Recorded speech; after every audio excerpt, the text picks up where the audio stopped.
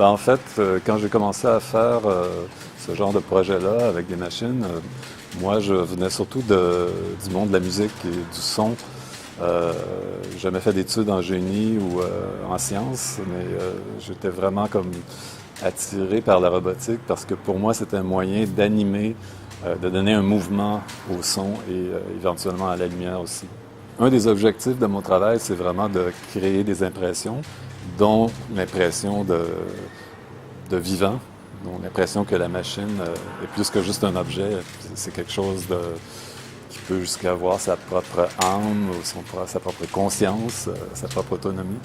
Donc, si je réussis à créer cette impression-là, pour moi, c'est comme le succès de mon travail.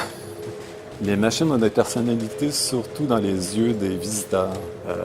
C'est eux qui inventent l'histoire et puis c'est eux qui inventent la personnalité des robots.